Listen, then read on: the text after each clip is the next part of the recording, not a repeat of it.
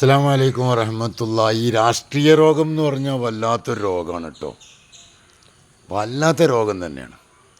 ഞാൻ വീഡിയോയിൽ പറഞ്ഞത് വിശുദ്ധ ഖുർആൻ ആയത്ത് ഓതിക്കൊണ്ട് ഒരിക്കലും നിങ്ങൾ അത് UDF ആയാലും ശരി LDF ആയാലും ശരി ആയത്തിന് ദുർവ്യാഖ്യാനം ചെയ്തുകൊണ്ട് പ്രസംഗിക്കുക, വോട്ട് കിട്ടാൻ വേണ്ടി വിശുദ്ധ ഖുർആൻ കൊണ്ട് കളിക്കരുത് എന്ന് പറഞ്ഞപ്പോഴേക്ക് എൻ്റെ കമൻറ്റിൽ വന്ന് ചില വൃത്തികെട്ട, അതായത് രാഷ്ട്രീയ രോഗം പിടിപെട്ടവർ, ഈ രാഷ്ട്രീയ രോഗം പിടിപെടുക എന്ന് പറഞ്ഞാൽ ഭയങ്കര അപകടമാണെന്ന് ഇപ്പോൾ മനസ്സിലായി. എന്താണ് ഞാൻ പറഞ്ഞതെന്നറിയാതെ എന്നെ തെറിയോട് തെറി, വലിയ തെറിയൊക്കെ ആയത് ഞാൻ ഡിലേറ്റ് ചെയ്തു പോയി. കാരണം ഇത്ര രോഗം പിടിപെട്ട ആളുകൾ, ഞാൻ എന്താ പറഞ്ഞു, വിശുദ്ധ ഖുർആൻ കൊണ്ട് കളിക്കരുതെന്നാണ് പറഞ്ഞത്. ഖുർആൻ ഓതിയിട്ട് ആയത്ത് ഓതിയിട്ട് ദുർവ്യാഖ്യാനം നടത്തിയിട്ട് നിങ്ങളൊരിക്കലും അങ്ങനെ ചെയ്യരുത്, അത് മോശമാണ് എന്ന് പറഞ്ഞതിന് എന്ത് രോഗമാണ്? ഇതുപോലുള്ള ആളുകളാണ് UDF ഉള്ള ഏറ്റവും വലിയ മോശം. കാരണം ഇതൊക്കെ കാണുമ്പോൾ, ഈ കമൻറ്റുകളൊക്കെ കാണുമ്പോൾ സ്വാഭാവികമായിട്ടും ജനങ്ങൾ വെറുത്തു പോകും. അതുകൊണ്ട് ഇങ്ങനത്തെ ആളുകളെ UDFൻ്റെ സുഹൃത്തുക്കൾ, നല്ലവരായ ആളുകൾ നിയന്ത്രിക്കണം. വഹാബികൾ പിന്നെ അവർക്ക് സംസ്കാരം ഇല്ലാത്തവരാണ്, സംസ്കാരം തൊട്ട് തീണ്ടാത്ത വിഭാഗമാണ്, അവരങ്ങനെ പറയും.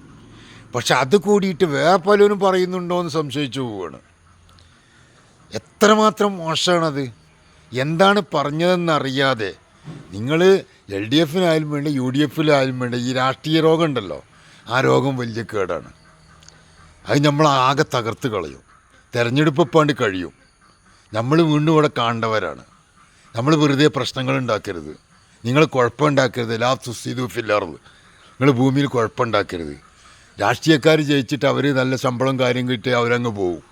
അതിന് വേണ്ടിയിട്ട് ഭ്രാന്ത് പിടിച്ച് നടക്കുന്ന ഈ വിവരം കെട്ട ഈ കൂപമണ്ഡൂകങ്ങളെ ശ്രദ്ധിക്കണം.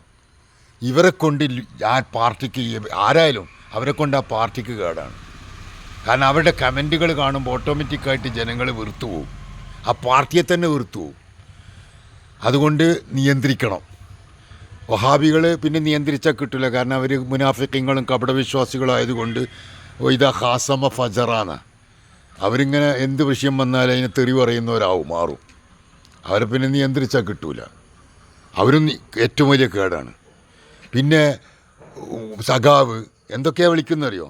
ഈ സഖാവ് എന്ന് വിളിക്കാൻ ഏറ്റവും നല്ല ബെറ്റർ ലീഗിനെയാണ്. കാരണം CMPയും RMPയും ഒക്കെ കൂടെ ഉണ്ട്. കാരണം അവർ മാർക്സിസ്റ്റ് പാർട്ടി, കോൺഗ്രസ്, പിന്നെ കമ്മ്യൂണിസ്റ്റ് തന്നെയാണ്.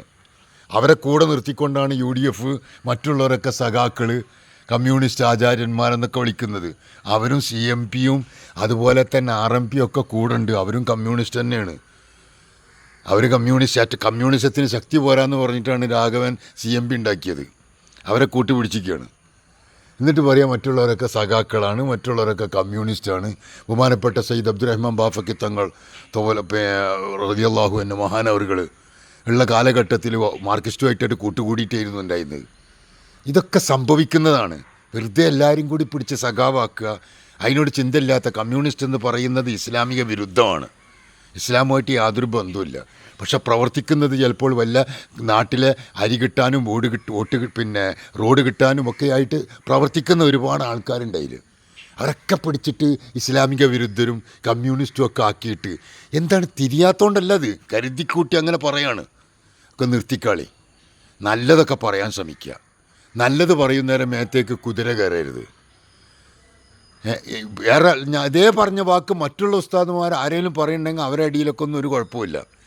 ഇവിടെ വന്നിട്ട് തെറിയോട് തെറി. എന്ത് സംസ്കാരമാണ് നിങ്ങളത്? ഈ സംസ്കാരം ആര് പഠിപ്പിച്ചെന്നതാ? നല്ലത് പറഞ്ഞ് പഠിക്കാൻ ശ്രമിക്കുക. ഈ രാഷ്ട്രീയ രോഗം ഉണ്ടല്ലോ, അത് വല്ലാത്തൊരു രോഗമാണത്, വലിയ അപകടം കുറിച്ച രോഗമാണ്. ആ രോഗത്തിൽ നിന്ന് മുക്തമാവാനുള്ള ശ്രമങ്ങൾ നടത്തുക. അള്ളാഹു തൗഫീഖ് ചെയ്യട്ടെ.